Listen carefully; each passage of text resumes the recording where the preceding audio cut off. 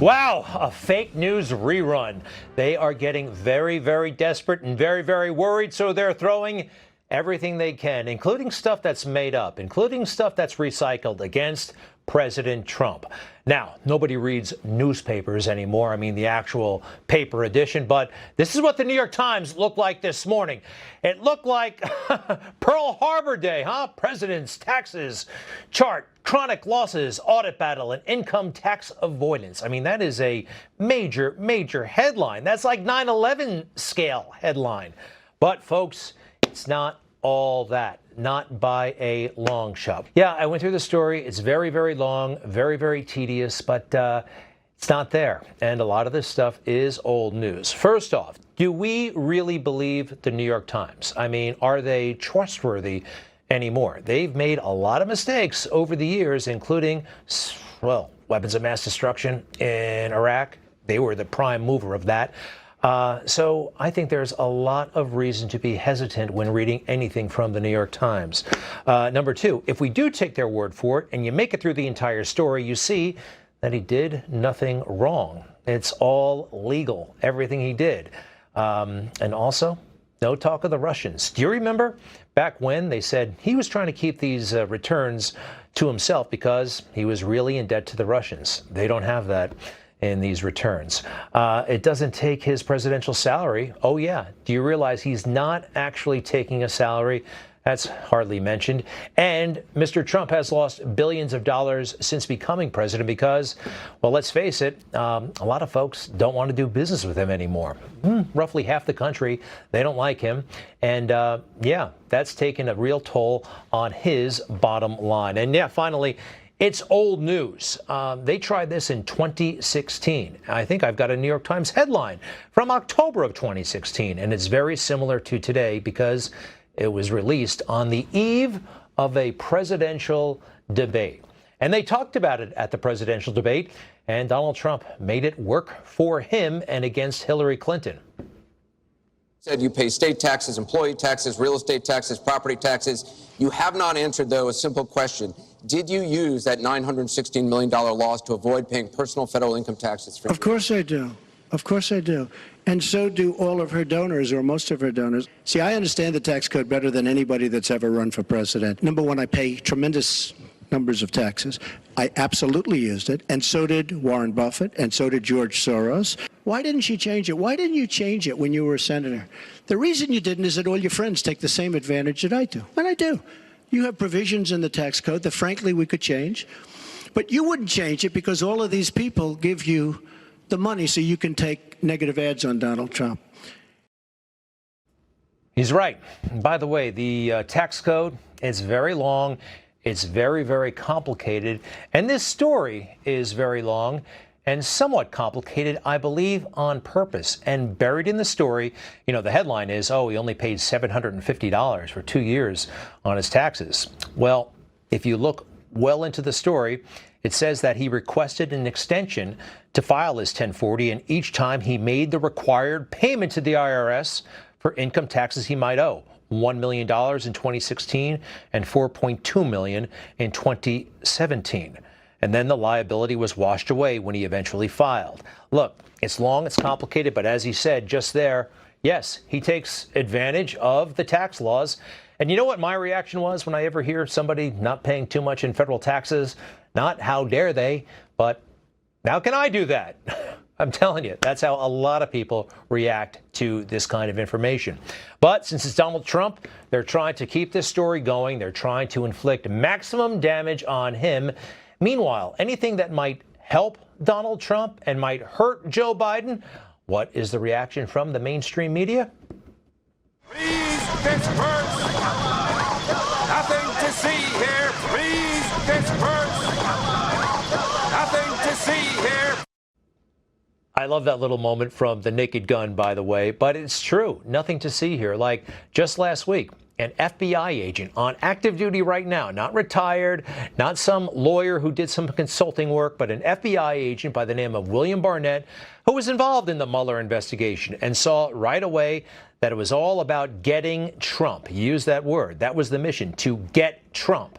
He also said this: he did not see any evidence of any collusion between the Trump campaign and the Russian government, but ignored by most of the media. Very interesting, isn't it? And Hunter Biden, by the way, he had a pretty interesting week last week. Senate Republicans, it's not exactly the National Enquirer. I mean, Senate Republicans said he received $3.5 million from some Russian woman. They also said that he was paying significant amounts of money into an Eastern European prostitution ring. I think that's pretty juicy stuff, don't you? If I had the chance, I would pose that question or questions about that to Hunter Biden. Now, if not Hunter Biden, Joe Biden. But we know that Joe has been pretty elusive. What about Jill Biden? Jill Biden actually made herself available. And excuse me, it's Dr. Jill Biden. She's very particular about that. She's not a medical doctor, some sort of other doctor, apparently. But so she sat down before CNN. And guess who told who was running the show there? Your husband has been known to make the occasional gaffe. Oh, you can't even go there. You can, after Donald Trump, you Well, that's what I cannot want. even say the word I can't even say the word gaffe. Nope. But you not. Nope. Done. It's gone. The gaffe issue is over because Over. So over. That's it, huh? Hard hitting. I understand you might give the wife a little bit of slack, but then again, her son just last week got into a lot of trouble. I mean, we found out some interesting stuff. I think it could have been brought up, right? You could do it even respectfully, but they didn't go there. Oh, and also this, they did a lot of spinning for the Biden campaign. CNN was actively spinning for the Biden campaign. Listen to this. I asked Biden about the smears the president and his allies have leveled, such as the disgusting and completely false suggestion Joe Biden is a pedophile, perhaps the ugliest false slur a candidate has ever leveled against an opponent in the history of the United States. I don't know why CNN has changed their tune so dramatically, but they have done plenty of reporting about Joe Biden and his weirdo touching of women and girls. Women and girls. He's been doing it for years. And by the way, we've all seen it. We've all seen it, and very hard to explain. I'd actually run that one by Jill as well. All right, meanwhile, Amy Coney Barrett, the new nominee for the Supreme Court. She is impressing people. Liberals are horrified, but we saw her at the White House on Saturday, unveiled for the first time. 48 years old, Notre Dame grad, mother of 7 children. I mean, this family is beautiful and very large. And by the way, 9 people, get it? 9 justices. She knows how to operate in groups of 9, they say. And that's kind of cute. But again, the left, they're coming at her hard, and some are taking aim at her Christianity. Now, this is Bill Maher. Keep in mind, he hosted a show called Politically Incorrect. And you know what? I like people who are politically incorrect. But I did not like this. He said this, I believe, on Friday. It was pretty nasty. And yeah, definitely anti-Catholic and anti-Christian. Apparently, the pick is going to be this Amy Coney. We'll all be saying this name a lot, I'm sure, because she's a nut. Religion. I was right about that one, too.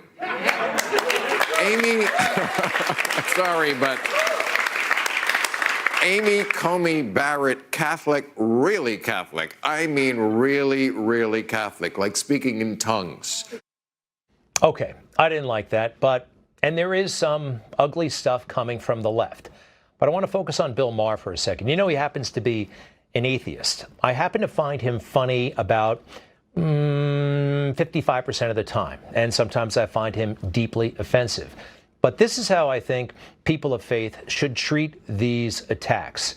They generally work or can work to enhance our faith and actually to bring in new believers.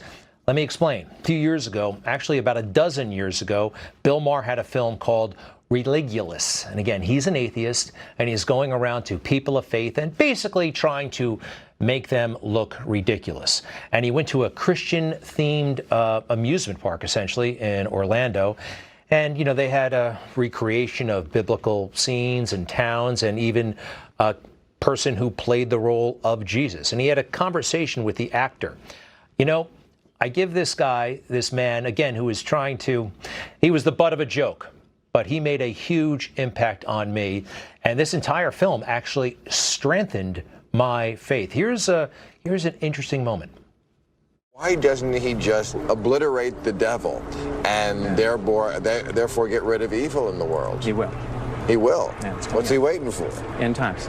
But why play it out like that? Why make it a game? Second coming. Well, it's not necessarily a game. A day is like 1,000 years in God's eyes. It says in the Bible. If you want to look at it, just like 2 days ago, Christ died. But I know that he is so far and beyond any of our ways that he can work the worst situation for his good. What was the Holocaust? Why was that good? You know, God had a plan for that. Maybe it's Really? to cause. I wonder if you would have some thought good that if evil. you were one of the people being pushed into an oven. Well, you know what? It's like trying to explain to an ant how a TV works. That's God's ways are so much higher than ours. There's no way you can understand that. We need to stop the interview for just a moment, please. Okay, the PR people got all upset and they interrupted it. But you know what? What that man said, and obviously he's giving him a hard time and trying to make fun of him. Bill Maher is.